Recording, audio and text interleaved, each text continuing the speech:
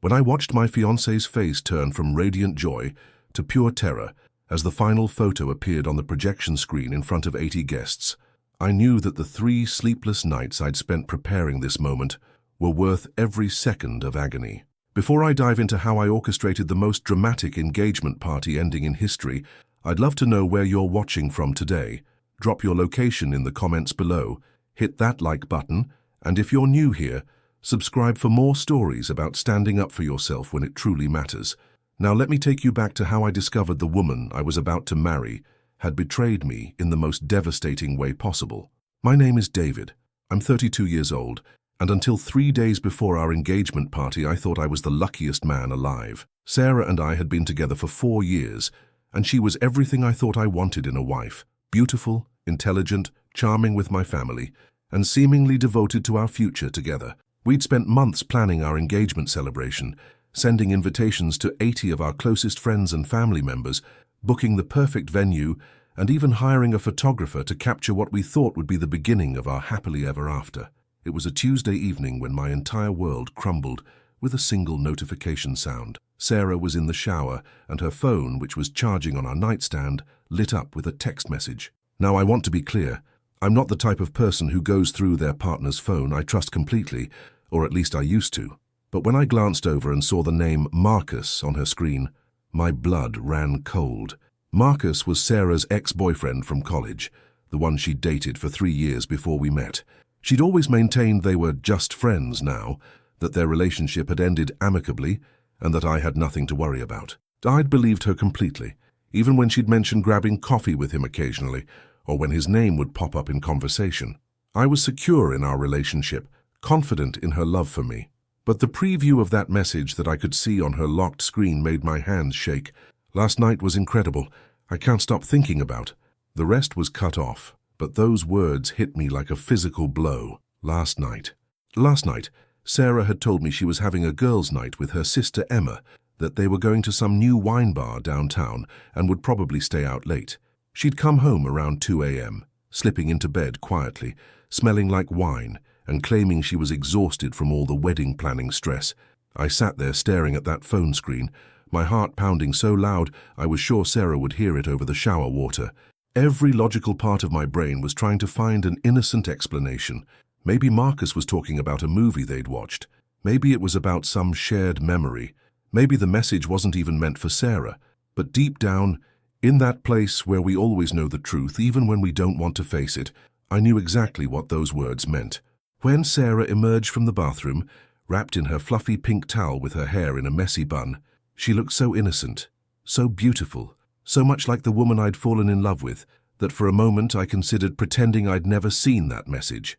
She smiled at me, that same warm smile that had made me believe in forever, and said, "Hey babe, you look tired.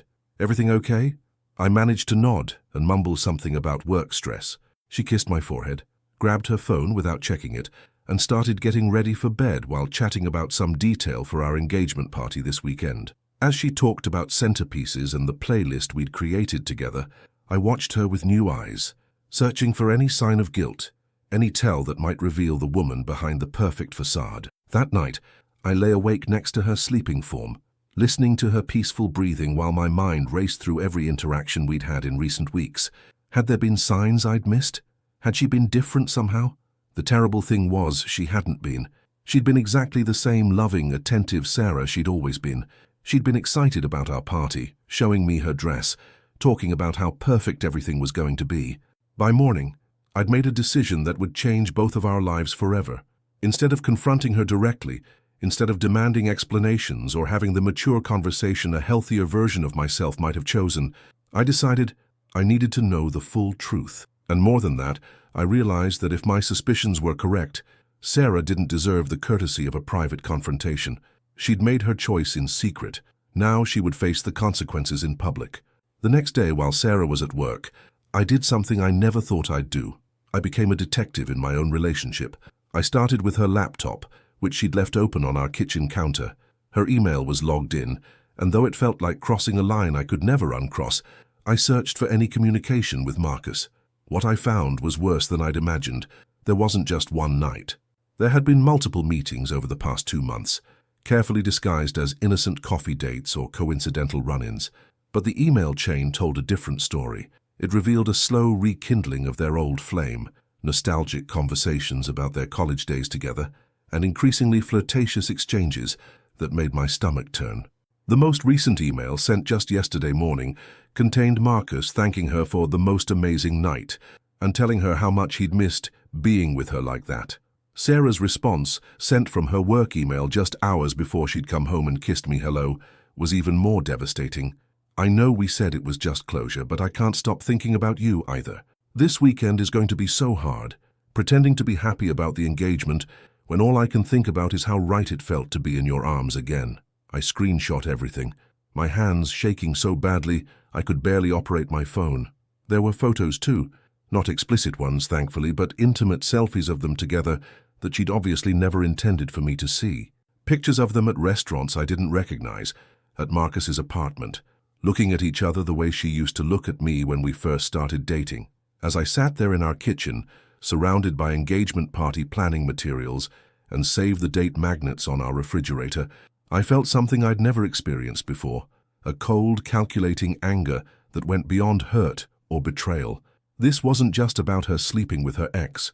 This was about the elaborate deception, the months of lies, the way she'd looked me in the eye every single day while carrying on this secret relationship. But what truly pushed me over the edge was realizing that she was planning to go through with our engagement party, to stand there in front of our families and friends and accept congratulations for our future together, all while secretly wishing she was with someone else. That's when the plan began to form. I spent the rest of that day and the next creating what would become the most memorable slideshow in engagement party history. I'd originally planned to put together a sweet presentation of our relationship milestones, photos from our first date, our vacations together, holidays with our families, all the moments that had led us to this celebration of our love. Now, I was creating something entirely different. I started with the innocent photos, the ones our guests would expect to see. Pictures of Sarah and me looking happy, in love, building what everyone thought was a beautiful life together. I arranged them chronologically, telling the story of our relationship from the beginning, complete with romantic music and transition effects. But interspersed throughout this love story, I began adding the evidence I'd collected. Screenshots of text messages, photos of Sarah and Marcus together, email printouts. At first glance, viewers might not notice them immediately. They'd be focused on the happy couple on screen. But slowly, as the presentation progressed, the truth would become impossible to ignore. The final photo would be the most recent one I'd found, a selfie Sarah had taken with Marcus just 2 days ago, both of them looking disheveled and intimate in what was clearly his bedroom, with a timestamp that proved it was taken on the night she'd claimed to be out with her sister. I practiced the timing, making sure the reveal would happen at just the right moment, when we'd normally be accepting toasts and well wishes from our loved ones. I wanted everyone to see it. I wanted Sarah's parents, who'd already started treating me like a son, to understand who their daughter really was. I wanted Marcus, who I'd discovered was also planning to attend the party as Sarah's friend, to realize that his secret wasn't so secret anymore. Most of all, I wanted Sarah to experience the same shock and betrayal I'd felt, but magnified by the public nature of the revelation. Was it cruel? Absolutely. Was it petty? Probably. Was it exactly what she deserved? I convinced myself it was. As I put the finishing touches on my slideshow of destruction, Sarah came home from work, cheerful and excited about our party just 2 days away. She showed me her nails, freshly done for the occasion, and modeled her dress one more time, asking if I thought she looked beautiful. "You look perfect," I told her, and for the first time in days, I wasn't lying. She did look perfect, perfectly deceptive, perfectly manipulative, perfectly deserving of what was coming. The day of our engagement party arrived with perfect weather and what should have been perfect joy. Sarah woke up beside me looking radiant, practically glowing with excitement as she got ready for what she believed would be one of the happiest days of our lives. She spent over 2 hours getting ready, and I have to admit, she looked absolutely stunning in her flowing blue dress, her hair styled in elegant waves, her makeup flawless. "I can't believe this day is finally here," she said, adjusting her earrings in our bedroom mirror. "I'm so nervous but so excited. I keep thinking about how lucky we are, David, how perfect everything is going to be." The irony of her words hit me like a physical blow, but I managed to smile and agree, playing the role of the devoted fiancé one last time. "It's definitely going to be a day no one will ever forget," I replied, and the truth of that statement gave me a dark satisfaction. Our venue was a beautiful garden pavilion at a local country club, decorated exactly as Sarah had envisioned, with white roses, fairy lights, and elegant table settings for our 80 guests.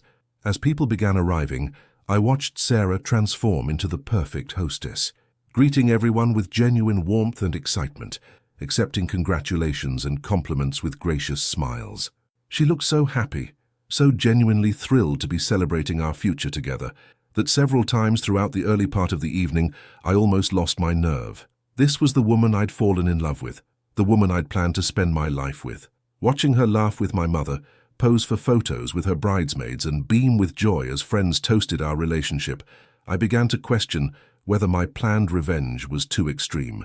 But then Marcus arrived. He walked in about an hour into the party, looking handsome in his navy suit, carrying a gift and wearing the kind of confident smile that made my blood boil. I watched as Sarah's face lit up when she saw him, the same way it used to light up when she saw me. They exchanged what looked like an innocent, friendly hug to any observer, but I caught the way his hand lingered on her back, the way she leaned into him just a fraction too long, the secretive look they shared before separating. "David!" Marcus approached me with his hand extended, that charming smile never wavering. "Congratulations, man. You're getting an amazing woman. Sarah's always been special." I shook his hand, probably gripping it a little too tightly, and looked directly into his eyes. "She certainly is one of a kind," I replied. "I'm learning new things about her every day." Something in my tone must have struck him as odd, because his smile faltered slightly, but Sarah appeared at that moment, linking her arm through mine and chattering about how wonderful it was that all our favorite people were here together. As the evening progressed, I played my part perfectly. I mingled with guests, accepted congratulations, told the story of our proposal dozens of times, and acted every inch the happy groom-to-be. But all the while I was watching the clock, waiting for the moment I'd planned to share our special slideshow. During dinner, Sarah's father stood up to make a toast. "To David and Sarah," he said, raising his glass with tears in his eyes. "May your love story continue to be as beautiful as it's been from the beginning. We couldn't be happier to welcome David into our family." The applause was thunderous, and Sarah squeezed my hand under the table, her eyes shining with happy tears. In that moment, surrounded by the love and support of everyone who cared about us, I felt a final flicker of doubt about what I was about to do, but then I caught sight of Marcus at a corner table, and he was looking at Sarah with such naked longing that any remaining hesitation evaporated. This man was sitting at my engagement party, eating food I'd paid for, celebrating a relationship he'd been actively working to destroy. And Sarah, my beautiful, duplicitous Sarah, had invited him here, had looked me in the eye and insisted he belonged at our celebration because he was such a good friend. As dinner concluded and people began to mingle again, I stood up and called for everyone's attention. "If I could have everyone gather around," I announced, my voice carrying clearly across the pavilion. "Sarah and I have a special surprise we'd like to share with you all." Sarah looked at me with delighted confusion. "A surprise?" she whispered. "What surprise?" I kissed her cheek, tasting the sweetness of her perfume one last time. "Just trust me," I said. "I think everyone's going to love this." As our guests gathered in front of the large screen I'd had set up earlier, their faces expectant and happy, I felt a strange sense of calm wash over me. After 3 days of agonizing doubt and planning, the moment had finally arrived. "Sarah and I wanted to share the story of our love with all of you," I announced, remote control in hand. So we put together a little presentation of our journey together. The first image appeared on screen. Sarah and me on our very first date, young and nervous and clearly smitten with each other. The crowd made appreciative sounds and Sarah squeezed my arm, her face glowing with surprise and delight. "David, this is so sweet," she whispered. "When did you put this together?" "I've been working on it all week," I replied truthfully. "I wanted it to be perfect, and it was about to be." The first half of the slideshow played exactly as any guest would expect. Photo after photo of Sarah and me building our life together. Vacations, holidays, family gatherings, quiet moments at home. Our guests smiled and pointed, sharing memories and making warm comments about how happy we looked together. Sarah stood beside me, her hand in mine, occasionally laughing at a particularly silly photo or wiping away a happy tear. "This is beautiful, David," she whispered, during a photo of us at her sister's wedding. "I had no idea you were putting this together. It's like watching our whole love story." I squeezed her hand and smiled. "Just wait," I said. "The best parts are still coming." And they were. The first jarring image appeared about 10 minutes in, sandwiched between a photo of us at Christmas and one from our vacation in Hawaii. It was a screenshot of a text message, blown up large enough for everyone in the room to read clearly. The timestamp showed it was from just last week, and the conversation was between Sarah and Marcus. Sarah: "I can't stop thinking about last night. David has no idea." Marcus: "When can we meet again? I need to see you." Sarah: "Soon. After the engagement party, when things calm down." The room fell silent. I felt Sarah's hand tighten in mine, heard her sharp intake of breath, but I kept my eyes focused straight ahead, as if nothing unusual was happening. "David," she whispered urgently, "what is this? This isn't—" "Shh," I said calmly. "Let's just watch together." The next photo was innocent again, us at a barbecue with friends, but it was followed by another screenshot, this one even more damning. An email from 2 weeks ago, where Sarah detailed to Marcus exactly how guilty she felt about betraying David, but how she couldn't help herself when she was with him. I could feel the energy in the room shifting. Conversations stopped. People began pointing at the screen, reading the messages, turning to look at us with confusion and dawning understanding. Sarah's parents, who had been standing near the front with proud smiles, now looked bewildered. "Turn it off," Sarah hissed, tugging at my arm. "David, turn it off right now. This is some kind of mistake." But I kept clicking through, my face a mask of calm, while inside I felt a savage satisfaction watching her world crumble in real time. The evidence mounted with each slide. More text messages, email screenshots, photos I'd found on her computer of her and Marcus together at restaurants, at his apartment, looking intimate and happy. The gasps from our guests grew louder. Sarah's mother stepped forward, her face pale. "Sarah, what is this? What are these messages?" "It's not what it looks like," Sarah said desperately, her voice rising. "Someone's manipulated these. David, you have to believe me. This isn't real." But then the final photo appeared on screen, and there was no denying what everyone was seeing. It was the selfie Sarah had taken with Marcus just 2 days ago, both of them disheveled and clearly intimate in his bedroom. The timestamp was visible, proving it was taken on the night she'd told me she was with her sister. Marcus himself was visible in the background of the crowd, his face a mask of horror as he realized his secret affair was being broadcast to 80 people. The silence that followed was deafening. Sarah's father was staring at the screen in shock. My mother had her hand over her mouth. Friends and family members were looking back and forth between the damning evidence on screen and Sarah's tear-stained face, with expressions ranging from confusion to disgust. "David," Sarah said, her voice breaking, "please, let me explain. This isn't—" "Explain," I said, finally turning to look at her directly, my voice carrying clearly in the silent pavilion. "Explain what, Sarah? Explain how you've been sleeping with your ex-boyfriend for months while planning our engagement party. Explain how you looked me in the eye every single day while carrying on a secret relationship. Explain how you invited him here tonight to celebrate our love while secretly wishing you were with him instead." The accusations hung in the air like physical things. Sarah was crying now, mascara running down her cheeks, her perfect makeup ruined. "It's not like that," she sobbed. "I love you. I made a mistake, but I love you." "You love me?" I asked, and I could hear the bitter laughter in my own voice. "You love me so much that 2 days ago you were in another man's bed, telling him you couldn't stop thinking about him?" Marcus finally found his voice from somewhere in the crowd. "Sarah, we should—" "Don't," I said, turning to face him directly. "Don't say another word. You're in my home, eating my food, celebrating my engagement while you've been screwing my fiancée. The least you can do is stay quiet while she tries to explain herself." The crowd was beginning to murmur, people whispering to each other, some starting to gather their belongings. Sarah's maid of honor was crying. My best man looked like he wanted to disappear into the floor. "I think," said Sarah's father, his voice tight with controlled anger, "that this party is over." And just like that it was. Our guests began filing out, some stopping to offer me awkward words of support, others simply leaving as quickly as possible to escape the uncomfortable scene. Sarah stood there in her beautiful blue dress, crying and trying to grab my arm, begging me to let her explain, to give her a chance to make this right. "There's nothing to explain," I said, gently but firmly removing her hand from my arm. "You made your choice, Sarah.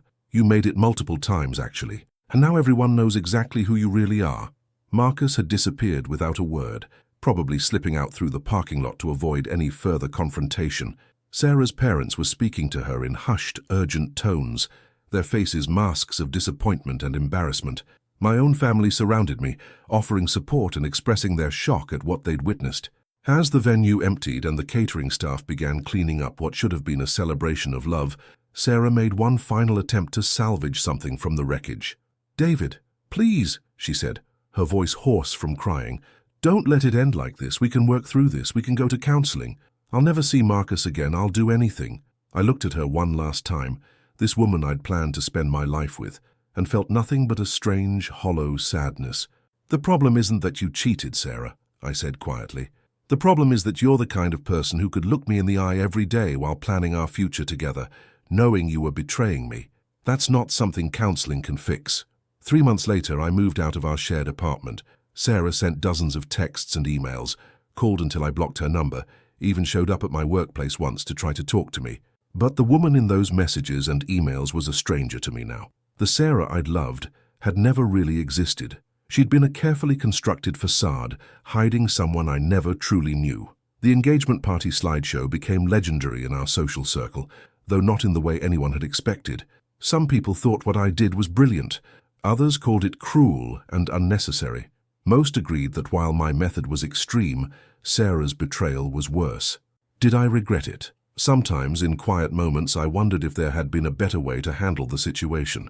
But then I'd remember the email, where she talked about how hard it would be to pretend to be happy about our engagement, and I'd know that she would have gone through with marrying me while continuing her affair if I hadn't stopped it. The slideshow revealed more than just Sarah's infidelity. It revealed her character. And sometimes the most painful truths need to be brought into the light, no matter how much damage they cause. As for me, I'm doing well. I'm dating someone new, someone who understands that trust, once broken, can never be fully repaired. And I've learned that sometimes the most loving thing you can do for yourself is refuse to accept less than you deserve, even if it means destroying everything you thought you wanted. I hope wherever Sarah is now, she's learned something about the cost of deception, and I hope Marcus realizes that a relationship built on betraying someone else is never going to end well. But mostly, I hope that anyone watching this who's ever been in a similar situation understands that you deserve better than someone who can lie to your face while planning your future together. Trust your instincts, demand honesty, and never be afraid to walk away from someone who doesn't value what you bring to their life. If this story resonated with you, I'd love to hear about your own experiences in the comments below. Have you ever discovered a betrayal that changed everything? How did you handle it? Hit that like button if you think people should face consequences for their actions, and subscribe for more stories about standing up for yourself when it really matters. Sometimes the most dramatic endings lead to the best new beginnings, and sometimes a slideshow can change everything.